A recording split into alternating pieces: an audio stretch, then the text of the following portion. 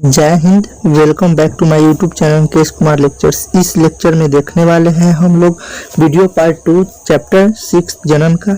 इसके पहले वीडियो में हम लोग देख चुके हैं लैंगिक जनन। अलैंगिक जनन क्या होता है उसमें अंतर देख चुके हैं, यानी प्रजनन के बारे में हम लोग देख चुके हैं। और इस वीडियो में आज हम लोग देखेंगे कि अलैंगिक जनन के कितने प्रकार होते हैं और कितने प्रकार होते हैं और प्रकार में क्या हम लोग को पढ़ना है।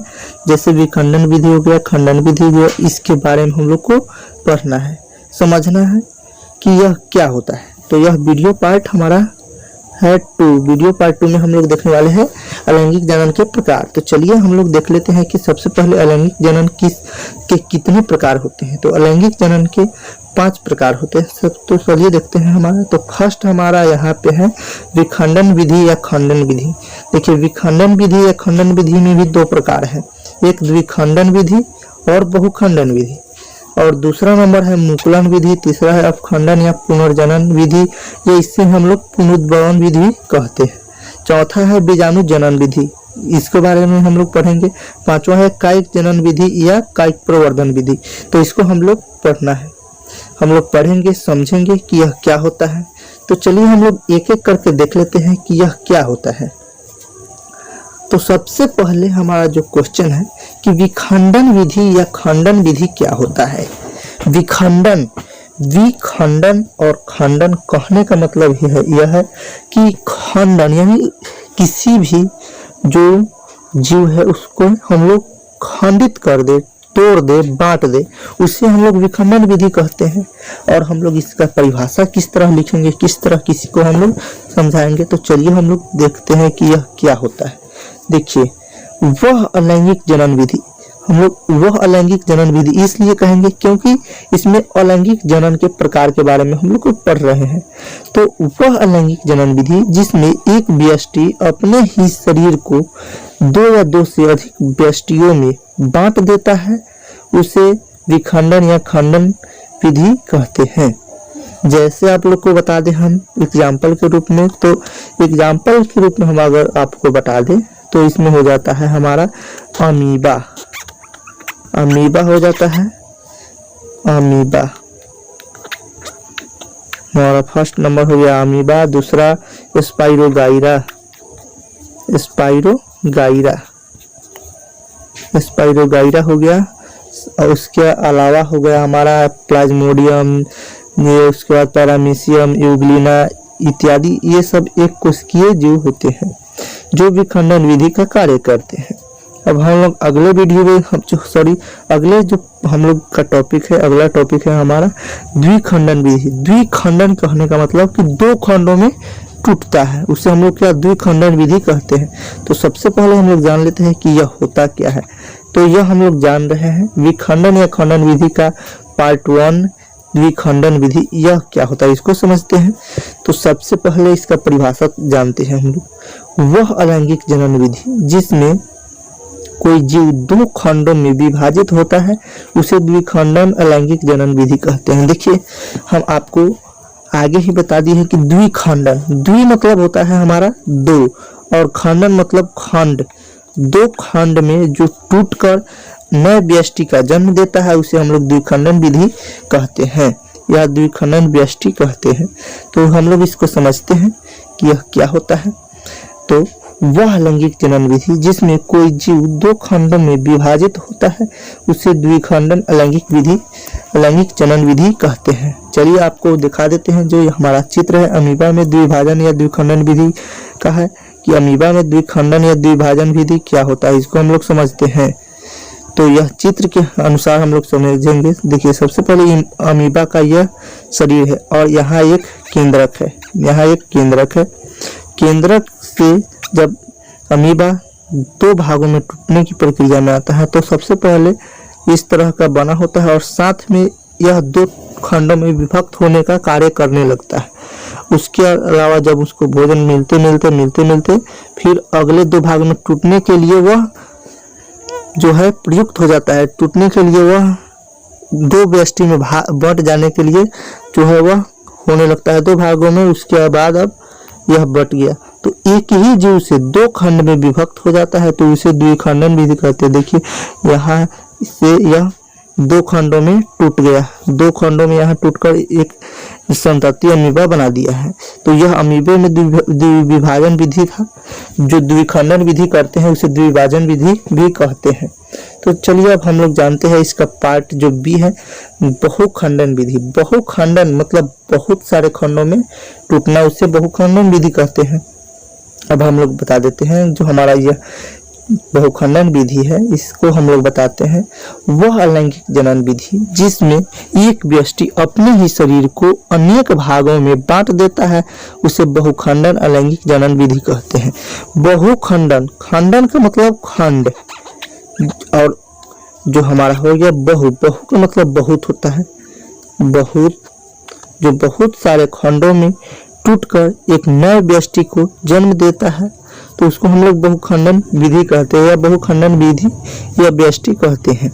अब देखिए यहाँ चित्र में हम आपको बता दें कि अमीबा में बहुखंडन विधि इस प्रकार है। देखिए सबसे पहले पुष्टि बाह्य भित्ति है, यहाँ देखिए यहाँ अमीबा का एक पुष्टि बाह्य भित्ति है। उसके बाद ये पुट्टी है, पुट्टी मध्य भित्ति। इसमें आगे जब यह प्रोसेस होता है तो यह पुट्टी मध्य भित्ति होता है, और जो ये है यह पुट्टी अंतः भित्ति है। जो यह अंदर की जो प्रक्रिया है यह पुट्टी अंतः भित्ति है। फिर आगे जो प्रोसेस होता है उसमें पुट्टी अलग अलग भागों में टूटने लगता है। यह क ख ग घ के रूप में दिया हुआ है, और यह जब पुट्टी अलग अलग भाग में टूटकर बनता है तो आगे जाकर के यह संतति अमीबा का निर्माण करता है। यह आगे जाकर किस चीज का निर्माण करता है? संतति अमीबा का निर्माण करता है। दोस्तों अगर मेरे चैनल पे नए हैं तो चैनल को सब्सक्राइब कर लीजिए, ताकि आप लोग को अच्छे से बायोलॉजी या अन्य सब्जेक्ट भी पढ़ाया जा सके। एकदम आसान भाषा में कंसेप्ट के साथ आप लोग को पढ़ाने का मौका मिला है। हम आपको पढ़ा सके, हम आपके लिए कुछ ज्ञान बांट सके, आप लोग इससे कुछ समझ सके। तो आप लोग मेरे चैनल को सब्सक्राइब करें और साथ में बेल आइकन को दबाना ना भूलें, ताकि जो भी वीडियो हम अपलोड करेंगे सबसे पहले आप तक पहुंचे। तो चलिए हम अगला जो हमारा जो पॉइंट है, जो टॉपिक है, दूसरा नंबर टॉपिक है मुकुलन विधि। तो सबसे पहले हम लोग जानेंगे कि मुकुलन विधि क्या होता है। तो मुकुलन विधि वह लैंगिक जनन विधि है जिसमें जीव अपने शरीर को बल्ब जैसी उभार रचनाओं को अलग करके अपने संतति का उत्पत्ति करता है, उसे मुकुलन विधि कहते हैं। देखिए मुकुलन विधि, जैसे आप लोग बल्ब को देखे होंगे, एक बल्ब को देखे होंगे, इस तरह का बल्ब होता है। बल्ब के जो बल्ब होता है उसी के प्रकार का वह उभार करता है, और वह अपने संतति को उभार करके, यहाँ से जो उभार हम दिखाया है, उभार करके एक नए संतति को जन्म देता है, जिसे हम लोग मुकुलन विधि कहते हैं। जैसे आपको बता दें, इसमें हो जाता है जैसे कुछ हम जीव के बारे में बता दें, तो सबसे पहले हो जाता है हाइड्रा, दूसरा ईस्ट। देखिए हाइड्रा होता है बहुकोशिकीय जीव, बहुकोशिकीय जीव, और साथ में ईस्ट जो है एक कोशिकीय जीव होता है। तो हम लोग दोस्तों इस टॉपिक में देखें, मुकुलन विधि टॉपिक में देखें कि हाइड्रा बहुकोशिकीय होता है और ईस्ट एक कोशिकीय हो जाता है। अब हम लोग अगला टॉपिक देखेंगे। तो हमारा अगला टॉपिक है अपखंडन विधि। अपखंडन विधि को हम लोग पुनर्जनन विधि भी कहते हैं, साथ में पुनरुद्भवन विधि कहते हैं। तो आप लोग टॉपिक को समझिएगा। देखिए इसको हम लोग अपखंडन विधि भी कहते हैं, और पुनर्जनन विधि और पुनरुद्भवन विधि भी कहते हैं। तो चलिए इसको जानते हैं कि यह क्या होता है।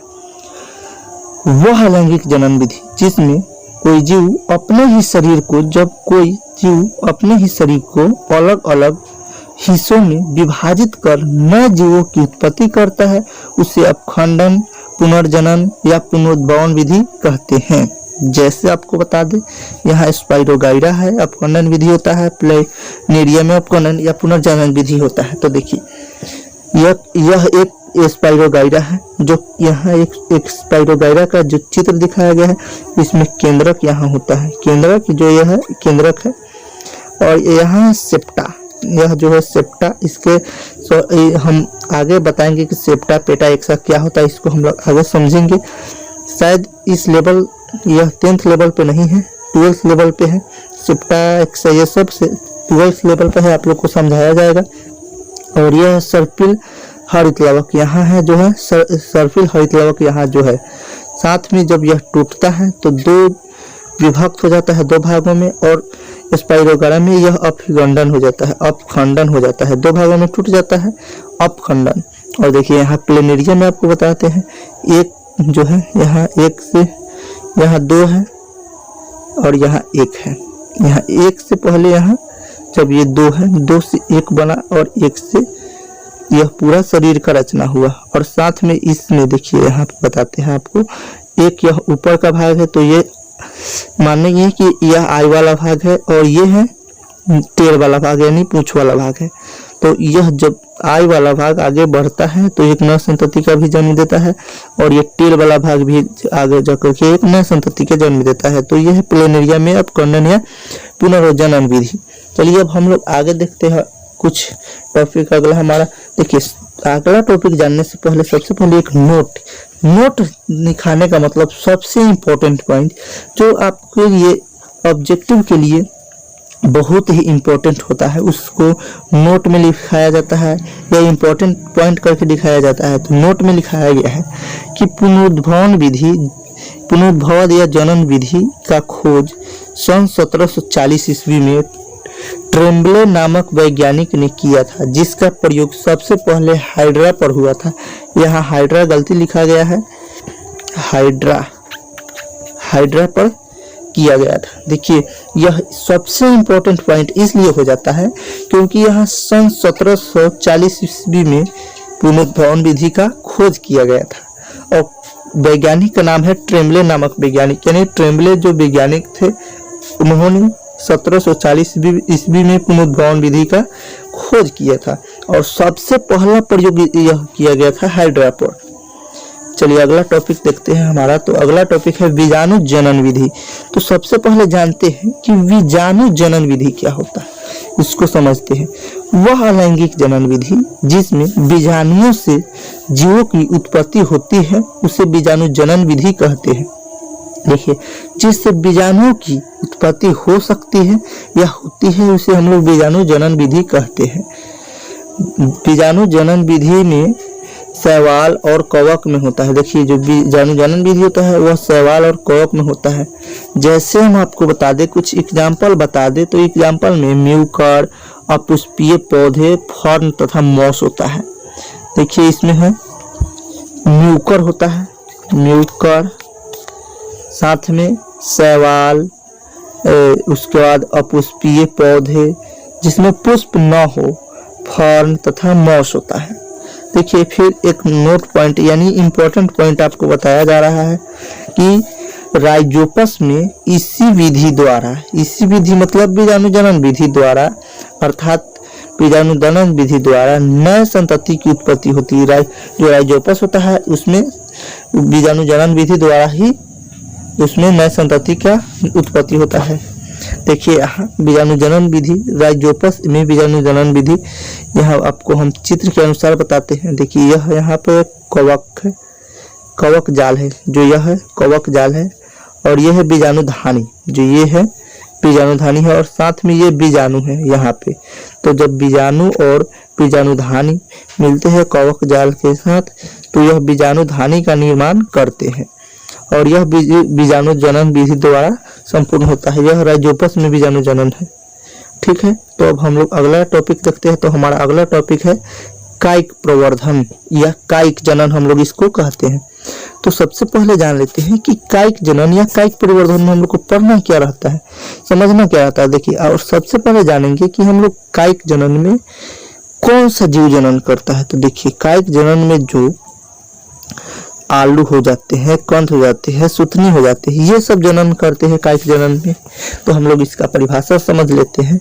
वह अलैंगिक जनन विधि जिसमें पादप शरीर का कोई कायिक या वर्धी भाग जैसे जड़, तना, पत्ती, शाखा विलग होकर नए जीवों या पौधों का निर्माण करता है उसे कायिक प्रवर्धन विधि कहते हैं। देखिए कायिक प्रवर्धन विधि एक अलैंगिक जनन विधि है जिसमें पादप शरीर का कोई कायिक या वर्धी भाग, देखिए कायिक या वर्धी भाग जैसे में आपको बता दिया जाए कि क्या क्या होता है वर्धी भाग में। जड़ हो गया आपका, तना, जड़, तना, पत्ती, उसके बाद आपको शाखा, और विलग मतलब अलग होकर नए जीवों का एवं पौधे का निर्माण करता है, उसे कायिक प्रवर्धन विधि कहते हैं। जैसे आपको बता दें कि किस किस चीज में होता है, तो इसका एग्जाम्पल हो जाएगा गन्ना, केला, आलू, गुलाब के फूल इत्यादि में जनन कायिक प्रवर्धन द्वारा होता है। नोट, आपको एक नोट पॉइंट बताया जाएगा, आपको बता दिया जाता है। सबसे पहले हम लोग इस चित्र के अनुसार समझ लेते हैं, इस चित्र में दिया क्या गया है। इस चित्र को हम लोग एक बार समझ लेते हैं कि इस चित्र में क्या दिया गया है। तो देखिए यहाँ चित्र है एक आलू के जो है, और आलू में ही बताया जा रहा है कि कायिक प्रवर्धन कैसे होता है। तो देखिए सबसे पहले यह जो है आलू का कंद है, ठीक है, और ये जो है ये आँख है, ये है, और जो ये बीगे हुए है बाहर की तरफ उभरे हुए हैं ये प्ररोह है। इसी के कारण, प्ररोह के कारण ही जो आलू है उसमें पौधे को जो है चरण करने में जो मदद मिलती है। और इसको अगर आपको बताया जाए तो नए पौधे जब निर्माण होते हैं तो जो ये प्रारोह होते हैं उसी से एक नए जो संतति है उसका निर्माण होता है। और जो अंकुरित कालिका है ये है कायिक प्रवर्धन आलू, कंद और सुथनी में होते हैं। ये है हमारा कायिक प्रवर्धन, कायिक जनन इसको हम लोग कहते हैं। चलिए नोट पॉइंट एक हम आपको बता देते हैं, ब्रायोफिल्म की पत्तियों द्वारा कायिक प्रवर्धन होता है। देखिए कायिक प्रवर्धन किसके द्वारा होता है, तो एक ब्रायोफिल्म की पत्तियों द्वारा होता है। कायिक प्रवर्धन ब्रायोफिल्म की पत्तियों द्वारा होता है। ये सारे जो नोट पॉइंट इंपॉर्टेंट पॉइंट है इसको आप लोग लिख सकते हैं, जो भी वीडियो में आपको बताया जाएगा इंपॉर्टेंट ही बताया जाएगा। चलिए अब हम लोग समझते हैं कि कायिक प्रवर्धन से हम लोग को लाभ क्या होता है। जब कायिक प्रवर्धन होता है तो इससे हम लोग को लाभ क्या होता है, तो नंबर 1 पॉइंट देखिए, कायिक प्रवर्धन विधि द्वारा पौधा की जातियों को कायम रखा जा सकता है। जो कायिक प्रवर्धन विधि होता है इसके द्वारा जो है पौधे की जातियों को कायम रखा जा सकता है। जो पौधा की जाति होती है उसको कायम रखा जा सकता है। दूसरा नंबर पॉइंट लिखा जाएगा आपको, इस विधि द्वारा कम ही समय में नए संतति का उत्पत्ति हो जाता है। देखिए कायिक जनन विधि द्वारा कम समय में ज्यादा संतति की उत्पत्ति हो जाती है। संतति की उत्पत्ति हो जाती है, कम समय में बहुत सारे ज्यादा संतति की उत्पत्ति किया जा सकता है। उसके बाद तीसरा पॉइंट इसमें लिख सकते हैं हम लोग कि लिली को उगाने के लिए कायिक प्रवर्धन सर्वाधिक उपयुक्त है। लिली एक पौधा होता है,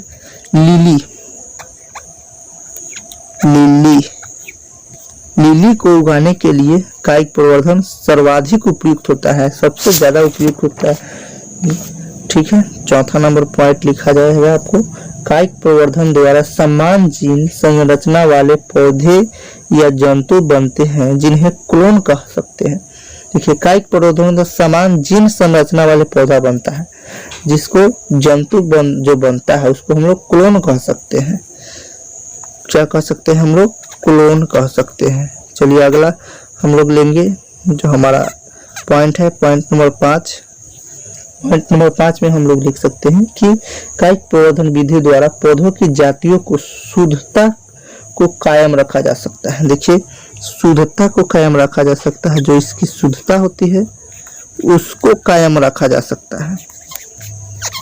जैसे अगर हम एग्जाम्पल के रूप में बता दें कि अगर हमको आम का पौधा रोपना है तो हम आम के पौधा को रोपने के लिए ये थोड़ा ना है कि हम लीची के पौधों को मिक्सिंग करके, लीची और आम के पौधों को मिक्सिंग करके रोपेंगे तो उसकी शुद्धता में कोई परिवर्तन तो हो जाएगा, लेकिन शुद्धता वही रहेगी, बिल्कुल नहीं रहेगी, क्योंकि शुद्धता एक नहीं हो पाएगी, ओरिजिनल शुद्धता नहीं हो पाएगी, जान गए।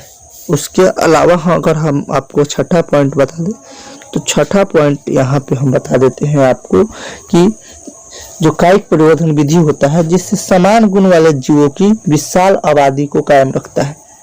देखिए यह कायिक जो विधि है, कायिक जनन विधि, इससे समान गुण वाले समान गुण वाले जीवों की विशाल आबादी में, विशाल मतलब बहुत सारे, विशाल